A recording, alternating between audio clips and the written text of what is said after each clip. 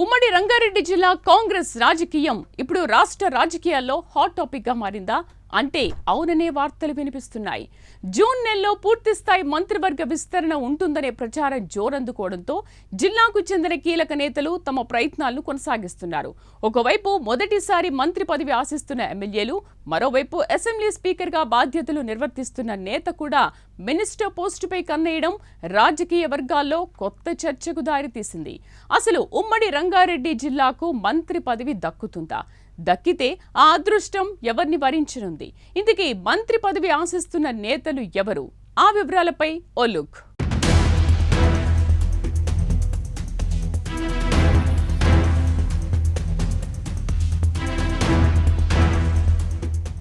రాష్ట్ర రాజకీయాల్లో అత్యంత కీలకం ఉమ్మడి రంగారెడ్డి జిల్లా.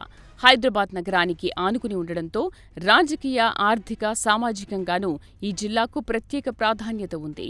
ఒక రకంగా చెప్పాలంటే హైదరాబాద్కి రంగారెడ్డి జిల్లా గుండెకాయ లాంటిది. అందుకే జిల్లాకు మంత్రివర్గంలో చోటు కల్పించాలనే వాదన కాంగ్రెస్ వర్గాల్లో బలంగా వినిపిస్తోంది. ఈ రేసులో ఇబ్రహీంపట్నం ఎమ్మెల్యే మల్రెడ్డి రంగారెడ్డి, పరిగి ఎమ్మెల్యే రామ్మోహన్ రెడ్డి పేర్లు మొదటి నుంచి ప్రధానంగా వినిపిస్తున్నాయి.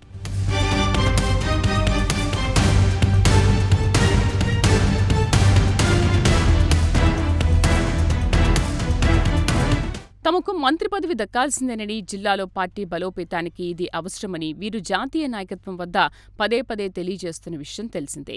మంత్రి పదవి కోసం మల్రెడ్డి రంగారెడ్డి వైఖరి మొదట్నుంచే దూకుడుగా ఉంది. ఒక్కసారి గతాన్ని గుర్తు చేసుకుంటే మంత్రి పదవి రాకపోతే ఎమ్మెల్యే పదవికి రాజీనామా చేస్తానంటూ ఆయన చేసిన వ్యాఖ్యలు అప్పట్లో సంచలనం సృష్టించాయి. సామాజిక సమీకరణాలు అడ్డంకిగా మారితే తన పదవిని త్యాగం చేసి మరీ తమ జిల్లాకి మంత్రి పదవి సాధించుకుంటానని ఆయన అన్నారు.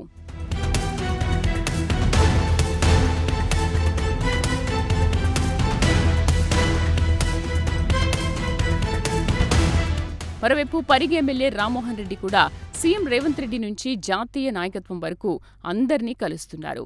జిల్లా ప్రాతినిధ్యం ప్రాముఖ్యతను వివరిస్తూ జరగబోయే మంత్రివర్గ విస్తరణలో తనకు అవకాశాలు కల్పించాలంటూ ప్రయత్నాలు ముమ్మరం చేశారు.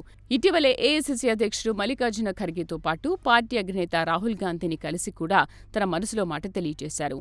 అయితే తాజా రాజకీయ పరిణామాల్లో ఈ రేసులోకి మాజీ మంత్రి, ప్రస్తుత స్పీకర్ గడ్డం ప్రసాద్ కుమార్ ఎంట్రీ ఇవ్వడం ఇప్పుడు కొత్త చర్చకు దారితీసింది. ప్రస్తుతం స్పీకర్గా ఉన్నప్పటికీ తన రాజకీయ అనుభవం, గతంలో ఉమ్మడి ఆంధ్రప్రదేశ్గా మంత్రిగా పనిచేసిన నేపథ్యాన్ని పరిగణలోకి తీసుకుని తనకు మంత్రి పదవి ఇవ్వాలంటూ ఆయన అధిష్టానాన్ని కోరినట్లు తెలుస్తోంది. ఢిల్లీలో పార్టీ అగ్రనేతలను కలిసి ఆయన తన మనోగతాన్ని వెల్లడించారని వార్తలొస్తున్నాయి. దీంతో మంత్రి పదవి కోసం జరుగుతున్న పోరు ఇప్పుడు త్రిముఖ పోటీగా మారింది. అయితే ఉమ్మడి రంగారెడ్డి జిల్లాలో ఆశిస్తున్న వారిలో ఇద్దరు రెడ్డి సామాజిక వర్గానికి చెందినవారే. ఇప్పటికే రెడ్డి సామాజిక వర్గానికి ఇచ్చిన మంత్రి పదవులపై, అలాగే ఆశిస్తున్న వారిపై పార్టీలో, రాజకీయ వర్గాల్లో జరుగుతున్న చర్చ తెలిసిందే. దీంతో స్పీకర్ గడ్డం ప్రసాద్ ఎంట్రీతో ఉమ్మడి రంగారెడ్డి జిల్లాలో ఎస్సీ సామాజిక వర్గానికి మంత్రి పదవి ఇస్తే చిక్కు ఉండదు, కొత్త వారికి స్పీకర్ అవకాశం ఇవ్వొచ్చు అనే చర్చ జరుగుతోంది. మరోవైపు జిల్లాలోని రెడ్డి సామాజిక వర్గానికి చెందిన నేతలకు అవకాశం ఇచ్చే ఆలోచనలో పార్టీ ఉన్నట్లు సమాచారం.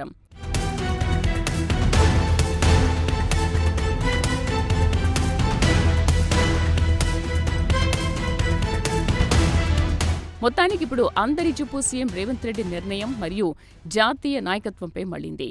కేబినెట్లో ఉమ్మడి రంగారెడ్డి జిల్లాకు అవకాశం కల్పిస్తారు, సామాజిక సమీకరణాలు చూస్తారా, లేక సీనియారిటీని పరిగణలోకి తీసుకుంటారా అన్నది ఆసక్తికరంగా మారింది.